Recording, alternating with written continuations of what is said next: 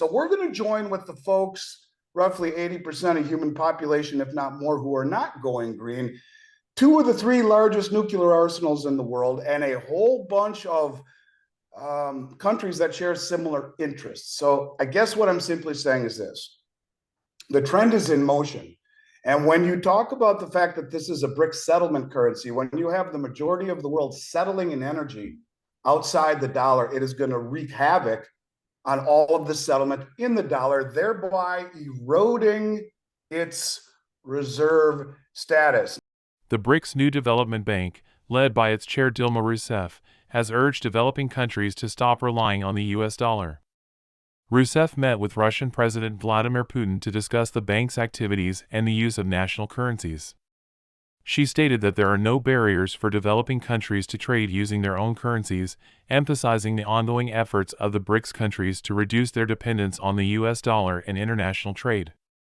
In an interview with Roota, AndySchectman, CEO of Miles Franklin, stated that the growing trend of countries settling energy trades outside the US dollar could potentially lead to a decline in the dollar's status as the world's primary reserve currency.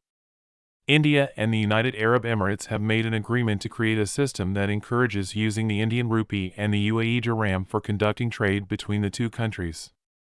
The Schectman agreement, along with Saudi Arabia's decision to sell oil to China using the yuan and other recent developments, are speeding up the process of reducing the reliance on the US dollar in the global economy. Andy highlighted that it could lead to a decline in the value of the dollar.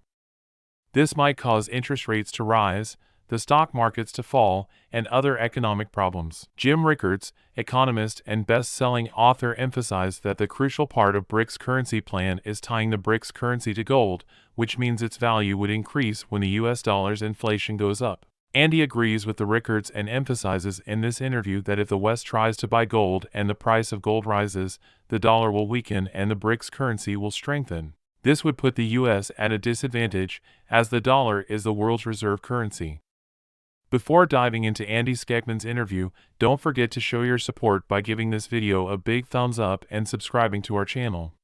I want to just make 2 points about my conversation with Jim Rickards. One, as far as the bond market is concerned, that's the difference between a reserve currency and a transaction currency. And he talked about how during World War I, they used patriotism to build a bond market, buy the war bonds. If this plays out the way that I think it will, where at some point Saudi Arabia moves to taking other currencies, perhaps the BRICS settlement currency, and if not before that, maybe the yuan, which is convertible into gold in the Shanghai Gold Exchange, or whatever it is, and all of these countries dump dollars, they no longer need to hold those dollars. If it plays out the way that I think it will, and the dollar loses a tremendous amount of value, interest rates start to spike, the markets start to come down, there's all sorts of problems, it would be very easy for the BRICS nations to say, in the name of patriotism, in the name of standing on our own 2 feet, this entire group, buy the BRICS bonds and backed by gold or whatnot. I don't think building a bond market in a system that is housing 80% of the world will be that big of an issue. That was one of the things he said in terms of it ultimately becoming a reserve. And the last thing that he said was pretty much, kind of blew my mind. And that was that he said, first of all, let's say, if for those that don't know Jim Rickards, he was hired by the CIA or commissioned by the CIA to come in and talk about war games, financial war games. What can a country do to us financially? And his idea right now about what the BRICS could very well do was pretty fascinating. He said, if I were the BRICS, what I would do is I would make one BRIC currency equal to the price of gold. And at that point, it's checkmate to the West. Because as the West tries to buy gold, as the price of gold goes up, it kills the value of the dollar, increases the price of gold, and strengthens the BRICS currency. If they try and inflate their way out of this problem, the dollar falls, the price of gold goes up, the BRICS currency goes way up. It's checkmate for the dollar. They don't have to do anything. The BRICS need to just sit there and let the US destroy itself from within by the printing press, the falling dollar, and gold moving up against it. So he said that was his his theory, not something he knows. But look, I'll just simply say this, Bixie. I think that the world's not going to end tomorrow, even if they issue a gold-backed currency on the 22nd. But if they didn't, it doesn't matter. When you have the SCO and the Eurasian Economic Union joining this group, you're talking the majority of human population beginning to move away from the dollar, and Saudi Arabia applying to every one of these groups, being protected militarily, and joining a group that will have a bigger GDP than the West and a bigger military. So it's beginning. And I guess I just wanted to say that. I don't think it's going to, like that, change things, but it is beginning, and I think people should be aware of it. I just wanted to chime in on that. Saudi Arabia is not the only country making changes regarding the US dollar. Other significant US allies like India, Pakistan, and UAE have also made deals with Russia or China to pay for oil or other goods using their own local currencies. Iraq has also taken a step away from dollar dominance by announcing its plans to conduct foreign trade with China using the yuan directly. These actions show a trend of countries moving away from exclusive reliance on the US dollar in their international transactions. Andy believes that if many countries join together in a coordinated effort to ditch the dollar, led by Saudi Arabia removing the dollar from the petrol standard, the process could speed up rapidly.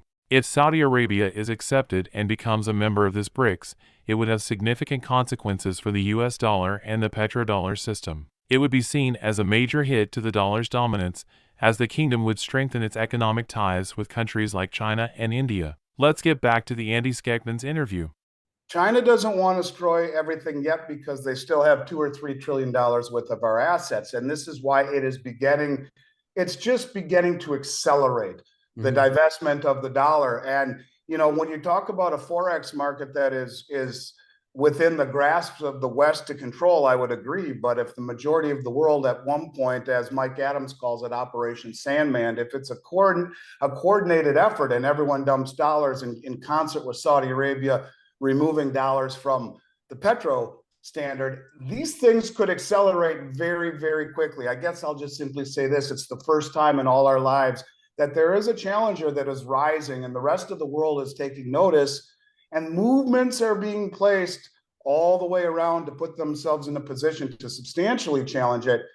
And I just think I don't want people to look at the 22nd as being a day that's going to change everything, but I do think it will be the beginning, or it already has started, a real movement of coalescence away from the dollar. If you wanted to reset the system, you have to lose the dollar's reserve currency. Well, you got the head of the White House Economic Advisory Committee saying that, and then you look at what we're doing on the world stage, and in particular, weaponization of the dollar and pushing Saudi Arabia away is about as good of a way to start that process, and creating divisiveness within the country and all sorts of this craziness.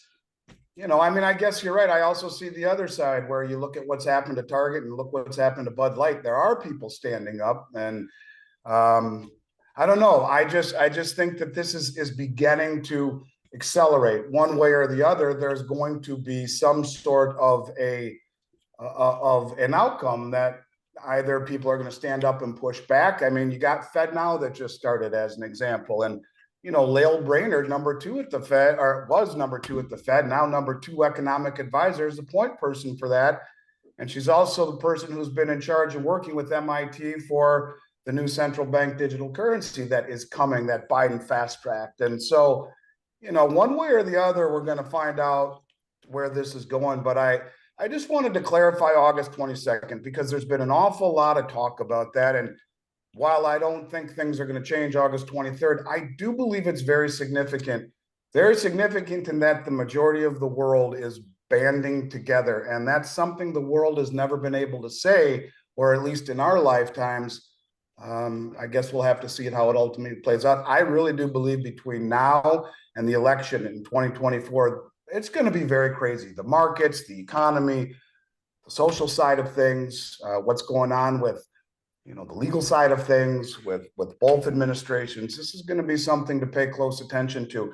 The US dollar is no longer as dominant as it once was, and this could have a major impact on the global financial system.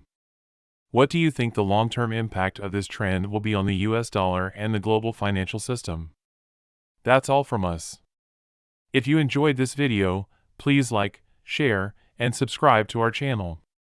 Click the bell icon to be notified when we release new videos. Currently, 96% of our viewers have not subscribed to our channel. Our goal is to reach 1,000 subscribers as soon as possible, and we cannot achieve this without your support. Please consider subscribing to our channel and helping us reach our target. Your support means a lot to us.